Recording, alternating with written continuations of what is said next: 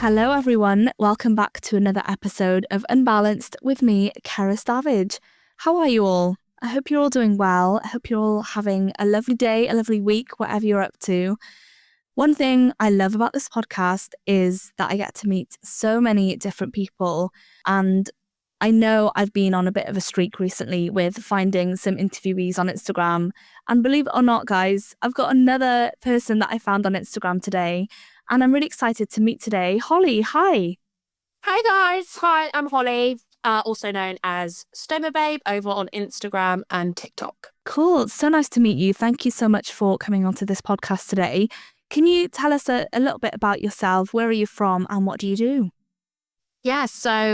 Originally I am from Oxfordshire, but I now live in London, and I work as a journalist, and also a content creator, and also as a mum. So I'm always busy.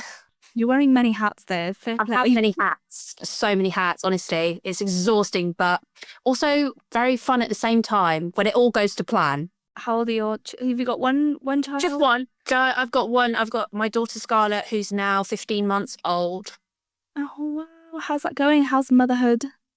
Yeah, it's definitely the biggest challenge probably of my life. It's, I don't know how to describe it. I mean, I've never had really much experience with children before prior. Like, my family's extremely small. I've never had like any cousins or anything like that. I've never been around babies. So it was all very new to me, and every day is a learning curve with it. I don't think anything can ever really prepare you for it either. Like, you can read the books, you can watch the videos, but everybody's like experience is so unique with it. And yeah, the challenges are always evolving, and you're always having to adapt to whatever's going on, especially at this period, because I feel like she's a different person every single week right now. So like, it is a challenge, but it's also very rewarding. That's what I probably love the most about it. It is really fulfilling. Wow. It must be so strange to like have a mini version of you, I guess. Yeah. Having like a mini me is like so bizarre, because I'm like seeing myself reflected, and I'm like, I don't know how to describe it really. I'm just kind of like using my own experience of what I was like when I was a child and trying to see like how I can be, more supportive with her and stuff in her development in ways that maybe people didn't really understand me myself. Because also for some of the other listeners, even though I share life living with a stoma bag, I also am diagnosed with ADHD. And this is something that I'm on like a real journey with at the moment, is, self-discovery and learning more about the condition and how it impacts me. And, as a child, I struggled with it really, really badly. And obviously I wasn't diagnosed. So a lot of the time I got in a lot of trouble for stuff which was out of my control. And I didn't understand why, basically. So yeah, that's a whole other can of worms. But I guess like because you went through it and nobody understood why, you were acting the way that you were, like now you've got that knowledge under your belt to go forward in life. That's what's really great about modern parenting, as well as I feel like, this generation of parents have such a greater, deeper understanding of children's behaviour, because obviously they can see themselves reflected. Like I say, I see her, a lot of the way she behaves reflected from how I used to behave when I was a kid. She's got a lot of beans. When I say a lot of beans, like she's always on the go and she always has to be busy. And I understand that because I'm exactly the same. Like, I can't sit still. I have to be doing stuff. I get bored very easily, so does she. So it's like, we're kind of understanding each other. Mm-hmm. That's the trait of ADHD, isn't it? Am I right? Yeah, I mean, it kind of varies, obviously, because for a long time, people didn't believe that women could have ADHD. I think it's only in the last, something like crazy, like the last 10 years that it's been discovered that women can have ADHD, because it was always thought it was just men. And obviously the typical sort of behaviours of ADHD in men was more like, being like hyper, that stereotypical kind of like bouncing off the walls type behaviour. But for women, they learn much more how to mask it. So that's why nobody thought women could have it, because women were so good at hiding it. And a lot of it was internal. So for me, like, in my brain, there's just like so much going on. You wouldn't know it if you saw me, but literally, if you looked just on my head, you'd be like, how is she doing that? You know what I mean? Because it's so intense. Yeah. Social media is great because you can meet so many like-minded people and people going through the same things as you, and you can share your experiences. That's one of the reasons why I just love posting so much. Me too, honestly. Like, there's such a big community out there. And it just makes you feel so much less alone in posting these things. But it's also like encouraging other people, if they think they have the same thing as you, if they can relate to someone, Oh, yeah. to go and get a diagnosis or to go and like get something checked, you know, like it's like almost saying you do matter, like your symptoms are valid, go check them out, you know. Definitely. And I feel like I do believe as well, you know, especially through a lot of like, you know, health influencers sharing their experiences, it's literally saving lives, social media. Because prior to that, so many people suffered with like the shame and stigma of suffering from all kinds of different symptoms and not wanting to go to the doctors and not wanting to get seen. And now, because there's people like myself talking about like things like poo and things like that, you know, it doesn't seem like such like a embarrassing topic. And if people are having issues, you know, either mentally or going to the toilet or whatever it is, you know, they can be like, oh, well, so and so has been through this and I can see their journey, so it's not so scary, so I'll actually probably go to the doctors and see what's going on now. Yeah, exactly. And you're breaking the stigma as well, which I'm sure we'll get into. But yeah, I want to know what your health journey was like. You know, you mentioned you have a stoma bag. How did it come about? It's funny actually because, you know, I talk about ADHD, I talk about Stomababe, but even though they seem separate, all of it, everything is linked in my life. Everything is linked. So because I live my life with ADHD, undiagnosed, not knowing, I suffered with a lot of stress, anxiety about just life in general. And a lot of the time when you are extremely stressed or, you know, suffering from symptoms like anxiety, depression, all that kind of stuff, it does impact your stomach. Like, you know, sometimes when you're feeling really stressed, you get really bad tummy pains, it impacts going to the toilet, all that kind of stuff. So I lived my life with immense stress in my brain. And then as time went on, I started to get like really bad tummy pains. I think it started in like 2018 that I started getting the stomach aches. And, you know, I went to the GP and as usual, it's the whole, oh, you've got IBS, it's IBS. You know, that's literally what they always say. It's always IBS. Because that's just the easiest thing to say, because anything else requires a lot of testing. NHS is under pressure. And then when lockdown happened in 2020, things had got worse for me by then, in that like I wasn't just having stomach pain anymore, there was other symptoms that were going on as well. So I was going to the toilet a lot and there was like blood when I would go to the toilet. So it was really uncomfortable, really painful, really just really awful, to be honest. And I freaked out because my immediate thought was, oh my God, is this cancer? I was panicking loads. And because it was lockdown, once again, it was really hard to get a doctor's appointment. It was so hard to see someone. But I had private medical insurance. So I used that. And then that's when I got diagnosed with ulcerative colitis. And weirdly enough, my brother has Crohn's disease. So, which Crohn's and ulcerative colitis, for those that don't know, they're both forms of inflammatory bowel disease. Crohn's impacts the entire digestive system. It's literally everywhere. Whereas ulcerative colitis only impacts the colon and the rectum. So it just impacts those two parts basically. So yeah, my brother has Crohn's. I got diagnosed with UC. And then, yeah, that was the beginning of it all. Wow, that was quite a journey that you've been on, obviously, you know, being like rejected and like, do you think that's a common thing for people that may have like deeper issues, you know? It's extremely rare for somebody to get diagnosed on the first go with these diseases because we're still learning so much about them as well. So, you know, we're starting to realise that actually a lot of people could be living with these conditions for many years, but they won't always show up on exams. So I probably had been experiencing it since 2018, even though I was known for the scans because the active ulcers in my colon weren't actually showing on the scans. That's the only way you really get diagnosed, is they have to see the ulcers on the scan. And if the ulcers aren't there, you can't really get diagnosed with it. So, you know, it obviously takes people quite a while. It sounds really bad, but it takes people being at most of the time the lowest point of their illness to get diagnosed.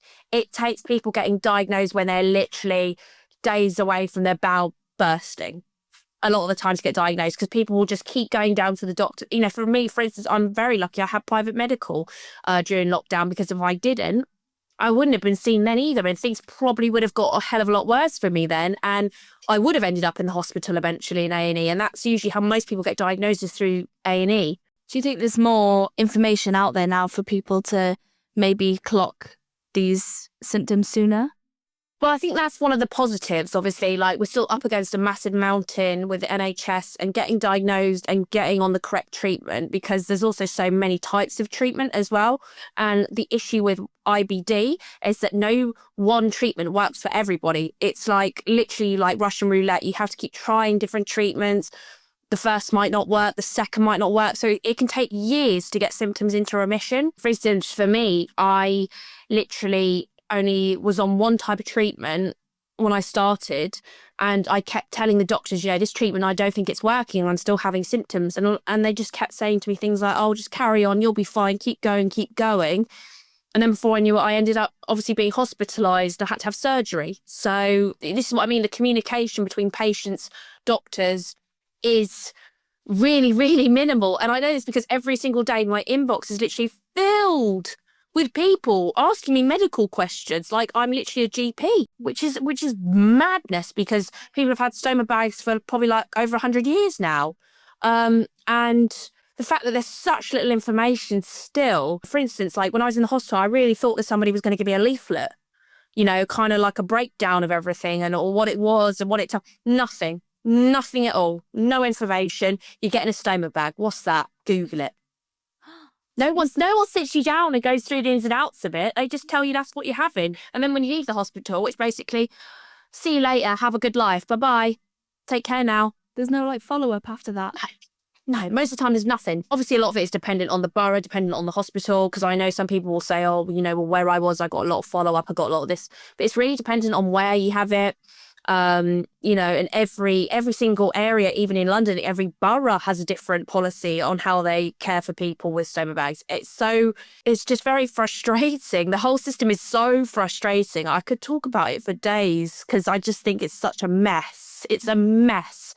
Also, with other conditions, you can pop into Boots to get a prescription, or you can pop in to get whatever you need from this place. With a stoma bag, you are literally so screwed. For instance, the supplies you only can get through a door-to-door prescription service. So if I run out of stoma bags tomorrow, for instance, I've got nothing on me, I can't get any.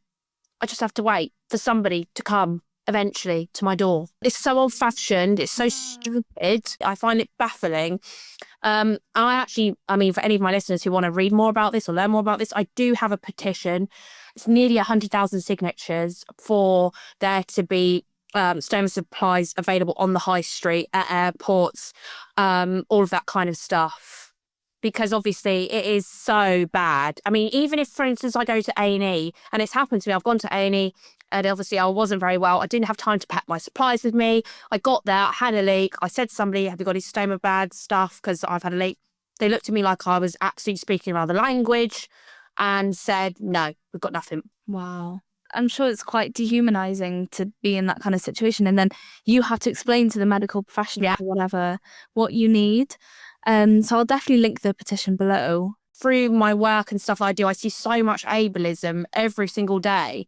Stuff I never would have really paid attention to before going through what I've been through. And now looking at life through different lenses, I just see like how horrendous it is. It is so common. Disabilities are so common. And it is only until people go through it themselves that they realise it's an issue. And that's something that needs to change. And so hopefully raising awareness of this and like just talking more about it and like addressing these situations will open people's eyes. Yeah, so it is really a case of like going through that situation or knowing someone who's gone through that situation for you to be aware of it. I'm sure living with a stoma bag has, so many different adaptations in life that I wouldn't even like think about because I don't need to make that an adaptation, So that's why I'm sure I'll have like a million questions even after recording. I'll like think of loads that I want to ask, but what was that transition like? So you had your UC diagnosis.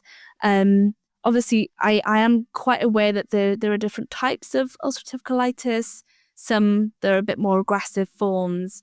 Well, it's weird because when I was diagnosed, I got diagnosed with the least aggressive form. And I remember on my diagnosis, I got told I was never going to need to be on any strong medications. I was told that basically I was going to live a very normal life. And I think as well, because of that, when I was diagnosed with that and I was going through the first year of the treatment and it not working, they didn't take me very seriously because of my diagnosis being very mild. They just thought like, oh, well, she's got this mild form, like it's going to be all fine, you know? And they wouldn't listen to what I was saying.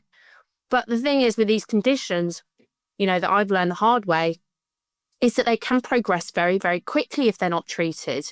And if symptoms are not under control, you can go from having a very mild form of UC to it then, like with me, taking over the entire of my colon and my rectum and being very, very severe, and obviously being in a life or death situation that I was left in, when I had to then not even make, I didn't really have a choice, but to then have my stoma bag.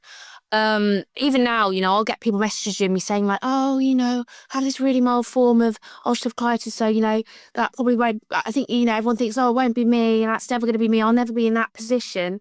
And I was like that as well when I got diagnosed. I was also of the mindset of like, oh, you know, la la la, I'll be fine. And then obviously, yeah, I just took it all completely for granted, to be honest. But in a weird way, even though like I went through a lot and it was really bad, I'm actually extremely relieved now that I've gone through all of that. I've gone through all the surgeries. I've got everything taken out. So I don't have a colon anymore. I don't have a rectum anymore. My bum hole is sewn shut and my bag is permanent. And I'm actually extremely relieved because, you know, through the community, through even people I know personally, I have seen people progress from having mild UC to having stage 4 bowel cancer and to no longer being with us. That happened to one of my very close friends, actually. So I am so relieved now. Technically, I don't have UC anymore now. I don't have it. So I'm like free. I have my bag, which it has its, you know, own challenges or whatever, but I'm not where I was before, and I'm not going to be anywhere that's like life, death situation again. You're not in a situation my, where it'll get worse. I mean, I've gone through childbirth and I'd do that any day of the week over what I was going through before it was that bad. What? That's what people don't realise. Like, it's literally when you've got it that bad, like obviously where I was, the pain is so severe. You feel as though somebody's literally stabbing you with a knife all day. You can't shower, you can't wash, you just can't move. I just laid there like a dead sloth until I ended up one night thinking like, this is it. Like I literally felt like I was dying. I was like, this is it now, I'm going. And that's when I told my mum, and she literally pulled me in the car and drove me to the hospital. And then I was there for 2 months. Because of how, you know, bad things had got. Well, thank goodness we have people like you to raise awareness of this, because I guess you don't really anticipate how bad it is unless you go through it yourself. And I guess it's good for people that are maybe just like starting to get symptoms or getting a diagnosis that may not know what's to come, and they've got people like you who's been literally through hell and back. That can, you know, be there for them in that time. Like that's so important. Well, I always say to people now, the first day, if anybody messages me newly diagnosed or they've had symptoms for a while, whatever, I always say, like, if you're having any type of symptoms, just don't leave it. Advocate for yourself. That's something that I've got much better at doing now down the road. And when I was pregnant with Scarlett, because I'd been through all of this, I really knew how to say what I wanted, how to push for stuff, when to say no, when people were telling me to, you know, for instance, they wanted me to have a natural birth. They were like, oh, you know, have a natural birth because you've had the surgeries, and having a C-section, you know, you're going to risk having more scar tissue, this, that, and the other. And I was just like, no, no, I'm not doing that. I don't want a natural birth. I'm not interested in one. I want a C-section. This is what I want, and this is what I'll be doing today. You know, but a lot of people, I think, would go in there, have people say that, and be like, oh, well, if that's what you say, like, instead of thinking about what actually they want and what makes them comfortable, because yes, you must listen to the doctors if they're giving you, you know, medical advice, but you must also weigh up how you feel and, you know, what's right for you as well. Yeah. And I guess having situations like these and conditions like these force you to be a self-advocate and to just stand up for yourself. Like, no one knows your body better than you do. So that's why it's so important to fight, because, you know, you could get dismissed, you could get misdiagnosed, but you know if there's something wrong. So I guess having a disability like makes you more resilient and makes you more just like makes you like mentally stronger and like want to fight for what you deserve more. And you've definitely proven that with this, you know. Oh, 1,000%. Disabled people are the strongest, toughest people because they have to go through so much just to get heard. It takes so much just for, you know, medical professionals or even the general public to listen to disabled people. So you learn how to become extremely resilient, extremely thick-skinned, especially online as well. Because, like I said, I post on Instagram, I post on TikTok. Of course, I get horrible comments. I get them all the time. I get them every day. And some of them are literally horrendous. And, you have to learn literally very quickly how to not let those affect you and to focus on why you're there and what you're doing and kind of block out the noise. Because, yeah, a lot of people don't understand disability. As I say, they don't think it's going to happen to them. They think that they are so above it all and that their life is always going to be smooth sailing. And to be fair, I did the same thing before everything happened to me. I never had to think about any of this kind of stuff. And I've had friends, even friends who, have been very ignorant and said things to me. And then something's happened later down the line to them. And then they've come to me and been like, oh, now I get it. Now I understand. And sometimes I'm like, oh, it really shouldn't take something bad happening for you to be able to relate to ill people, disabled people. But unfortunately, I don't know if that's ever going to change because that's just human nature, really, isn't it? We don't really get something until we've been through it ourselves. Yeah, and we only care for ourselves, Yes, and we're very selfish. Yeah, definitely, yeah. So obviously you do a lot of content online. Despite the hate, you help so many people go through different, situations. I want to ask what are the most commonly asked questions or misconceptions about having a stoma bag that you address quite a lot on. Wow. I don't know how long we've got. There's so many. Obviously, can you have a baby? Which you can, because I've got one. Yeah. I mean, kind of what was that like though? With the stoma. And there's other things. So I think people think that if you're having a baby with a stoma, it's going to be this very different, weird experience. It's just, I can only speak for myself because I'm me. I can't speak for other people's stoma bags who've gone through having a baby, but for me, it was extremely normal experience. The only thing that was different is I had a few more scans than a regular person. It was a bit more difficult having to liaise with the doctors to explain. 'Cause, like I said, a lot of even doctors, nurses, medical professionals don't know about stomas. So a lot of the time, I'm the one educating them and sitting there and being like, you can't do. I mean, I had one scan. What's it called? The ultrasound. The radiographer was literally like, "Oh, can you take your bag off? Because we need to." I was like, no. Are you joking? I was like, if I take my bag off, I'm going to be covered in poo. So no, I can't take my bag off. You think that they would know that. So that's the only thing that I found difficult about being pregnant was I felt like I was having to just keep explaining to myself all the time because people didn't understand this, didn't understand that. But in terms of complications, there was no complications. I was completely fine. My stoma stayed the same. My skin got a bit sore around the stoma because it stretched and that caused some issues. Because I had a planned C-section, I felt very relaxed about the whole thing because I knew exactly when and where it was going to happen. And I've already had abdominal surgery, so I knew exactly what to expect there. And I decided as well, this is literally another way that I advocated for myself again, because, C-section is usually a horizontal line C-section. I obviously have had previously 2 abdominal surgeries, 1 to create my stoma bag, 2 to remove my rectum and the remaining part of my colon. So I have a vertical incision underneath my belly button.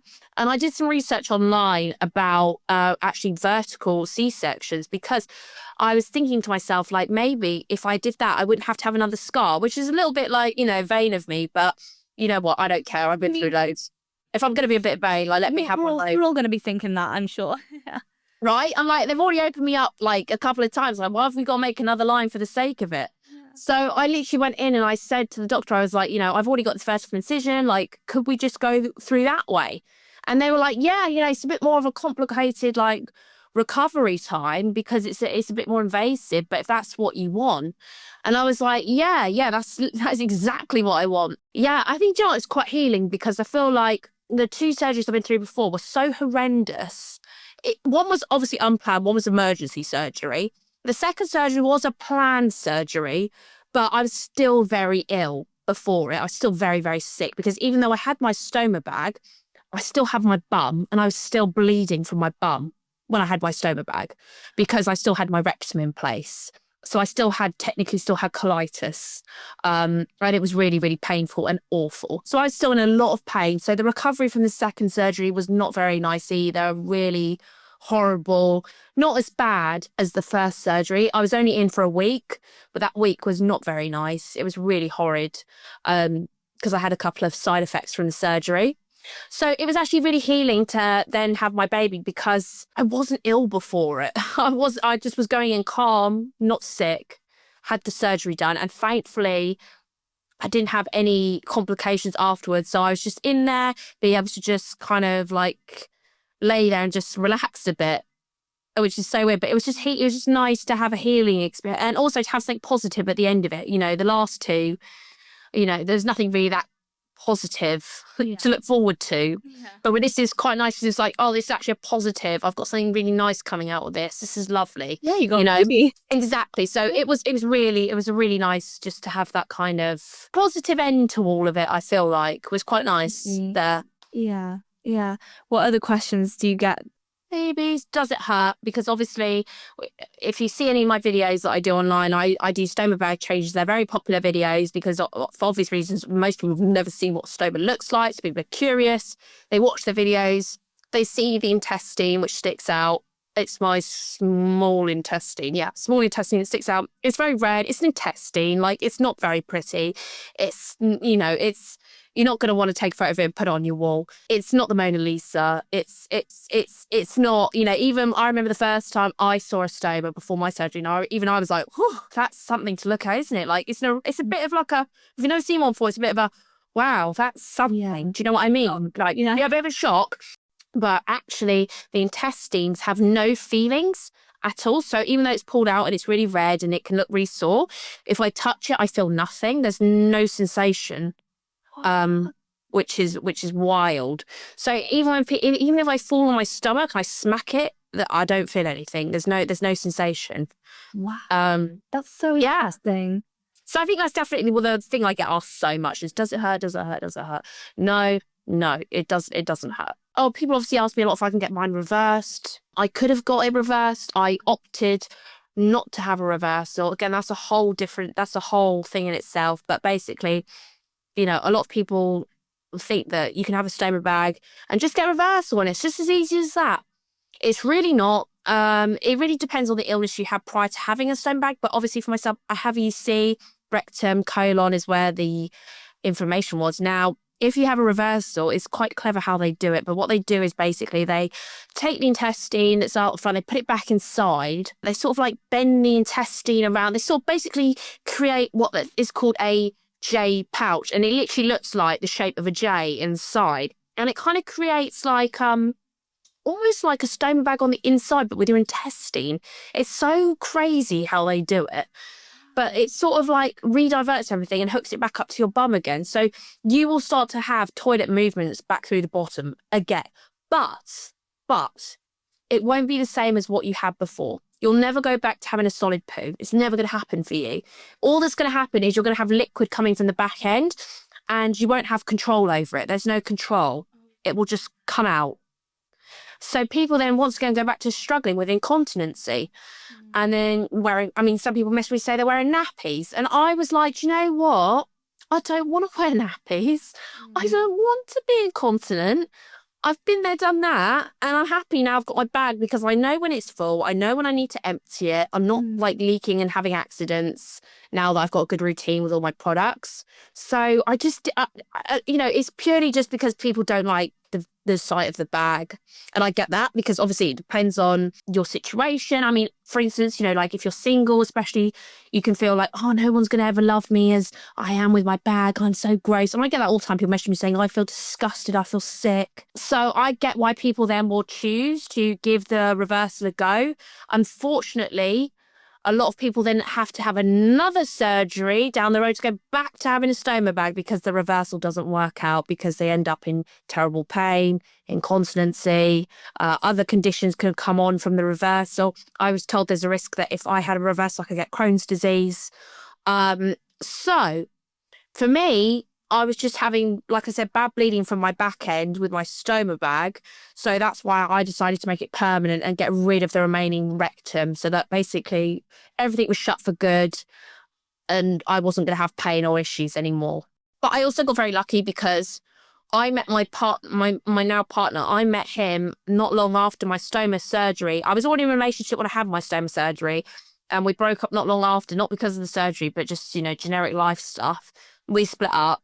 And obviously I was really scared about then dating again and like, oh, how do I date? Like all this, that, and the other. I was really frightened. But I just got very lucky that I met Callum, who I'm with now, because he was very open-minded, very understanding. None of this ever bothered him. Nothing ever phased him. And he was played such a massive influence in making me choose to make my bag permanent, because when I first started dating him, all I kept saying to him was, I'm going to get a reversal. I'm going to get a reverse. I don't like it. This, that, and the other. And he started coming with me to my doctor's appointments and stuff. And we were talking through everything and what I was going through. And obviously he saw how much I'm suffering, bleeding from my back end. And I was in pain and screaming and all this, that, and the other. And he was like, is this really worth it? Like, this is awful. You can't do stuff. We can't go out and do things together. Like, do you really want to like go through the reversal stuff and all of that? And why don't you just like make the bag permanent and we just get on with life? And, I think for the first time ever, I actually thought about that as a possibility, because before that, I'd never even thought about it because my mind was so set on, like, I have to get reversal, I have to. And then once I started talking to other people in the community about their experiences with reversals, I was like, oh my God, this is really opening my eyes. I didn't know any of this. I didn't know it was like that. Is that when you started to do your own social media? Yeah, just literally around that sort of time, yeah. So then I was like, and so many people were frightened of making their bag permanent because there's so many horror stories about then having, like, they call it the Barbie bum surgery. That's like the slang name for it. The technical term is proctectomy surgery. There's so many horror stories about that. And I was like, right, well, I want to completely share my entire experience because good or bad, at least there's like a proper account of it for people to see, because there really wasn't anything like that. Even like when I posted about mine a couple of years ago, there was nothing like that. So like now I think it's literally my most viewed highlight on my page because there is so little information and people want to know, like, what is it like to make your bag permanent? What is it like to get your bum sewn up? Because where the hell else are you going to see that kind of material? Where? You're not gonna see it in like a book in Waterstones. People are so fascinated. Yeah. And actually, even though I had, like I said, some really bad side effects on the first week when I was in the hospital, my actual recovery process once I left was really good. I healed very, very quickly. I was really, really shocked because so many people were like, oh my God, like you're not going to be able to sit down for a year. You're not going to be able to do this and you're not going to be able to do that. So, I was absolutely terrified, But the thing is, Why are they saying that? because everybody's experience is so different. So I'm sure there are people out there who couldn't sit down for a year. Yeah, I'm sure there is, but everybody's experience is completely different and unique. So I think it's really important that there are accounts that are positive like mine, as well as the ones that haven't obviously gone so well. My situation was purely the fact that I had an inflamed rectum that's inside that just needed to come out. People just kind of get their head around the fact that I would choose as a young woman to make something like this permanent and that I wouldn't want to have a reversal. Like, I think that baffles so many people. So people write things like, oh, bless you and stuff all the time. And I'm like, you don't need to bless me. I'm actually really probably the healthiest I've ever been now. Do you know what I mean? Like, I'm really good.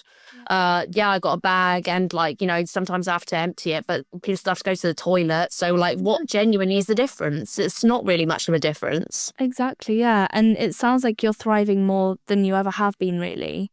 And it's like living your life back, right?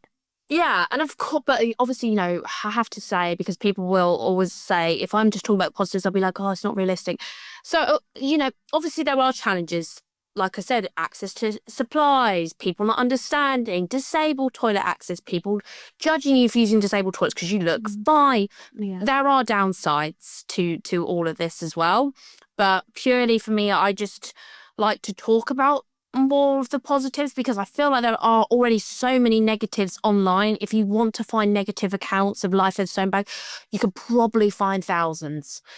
But to find positives is quite difficult. And I know, for instance, from my own journey, when I was looking at accounts, I wanted to find positives. I didn't want to see negatives because if you've got to have a stoma bag, you've got to have one. You're not really going to have much of a choice. For me personally, I had to find a way to embrace it. Otherwise, what the hell else would I have done? Like, just lie in bed and never left the house? Like, I just didn't want to do that. I wanted to be positive. Exactly. And that's something that a lot of disabled people have to kind of adjust to. Like, when I realised that I've got a condition that's going to affect my life and get worse as I get older. Yes. You could cry in bed all day, or you can just go out there and just make the most of life, you know? And I love that you're creating a platform that's educating people, but in the most like positive way, and like just making it seem like it's just not a big deal. Like, I love the comments that you get that are like, this is terrible. And you're like, actually, no, here it is. It doesn't. But I think that's what it is. Like, I don't think this is the thing people say to me, oh, you're just like, glamorizing, you're making it so positive. It's not even that. It's not that I'm trying to make it the most positive thing in the world, the glamorous thing in the world. All I'm trying to do is make it a reality. Yeah. That it is for some people. It's just a reality. It exists. We're here. This is what happens. It's not something to be ashamed of. It's life. Here we are. That's all I'm trying to make it. That's all I try to aim to do, is to make it so it's just an everyday. And you know what's so fabulous? Even today, I was out with my daughter shopping today because I was off work. And literally this lady, I hear the same, I hear someone go, Holly. And I'm like, what? I turn around and it's this lady, and she's literally come up to me. She recognised me from my Instagram. She had a stoma bag, and we just stood in Primark having a chat about our stoma bags. Do you know what I mean? And I just love the fact that from sharing now, people can feel able to talk about something that they may never have spoken about before. And it just feels like so normalised. Like, oh God, look, there's another person like me who's got a bag. Like, oh, let's just have a chat. I just don't think that, like, even like 5 years ago, that's something that would have happened. No, and it's kind of social media. Taboo thing, and it's not taught about in schools. It's barely taught about like within like hospital staff. So for people like you to just like show the reality of it, it just breaks those stereotypes and like gets people talking about like taboo things that really everyone goes through and like isn't really a big deal, you know? So that's just really good what you do. Where can we find you on social media? So it's at Stomababe. I'm on Instagram, TikTok, and I'm on X. But yeah, literally the main thing that I ever wanted from my page is that anybody who's ever gone through a surgery like this, who doesn't know how to talk about it with their friends, their family, whatever, all they can do is get up their phone, type my account username in, go up to the person and go, oh, I've got what this lady has. And then that person could just go through my page and learn about it. And then the person who's experienced that, who maybe doesn't have the strength to talk about it yet, or doesn't know how to explain it, doesn't have to, because they can just look at things that I put up, and then they can be like, oh, okay, oh, cool, well, she's got it. And look, she's doing a marathon, and look, she's had a baby, and oh, look, she's gone on holiday. You know, and then I just think that's just like, that's literally always been the aim of my accounts, is just to make people feel like they can. Yeah. Well, thank you so much for taking your time to like share some really valuable advice for people that might be struggling with a diagnosis. Thank you for sharing your story, and just thank you for all the work that you do on social media. Thank you for having me on. It's been so great chatting. I feel chat for England, but you know. People say that about me. I can chat for Wales, but I need to like learn when I interview people. I'm the one that has to shut up and like listen to other people. That's literally one of my journalism job. I'm always just talking over everyone, but yeah, it's cool. Well, thank you guys for listening to this episode. If you enjoyed it, don't forget to follow and rate this podcast 5 stars. Don't forget to follow Holly at Stomababe on socials. Thank you so much to Cure LGMD2I for sponsoring this podcast. I'll be back with you guys very soon with another episode, but until then, bye! Bye!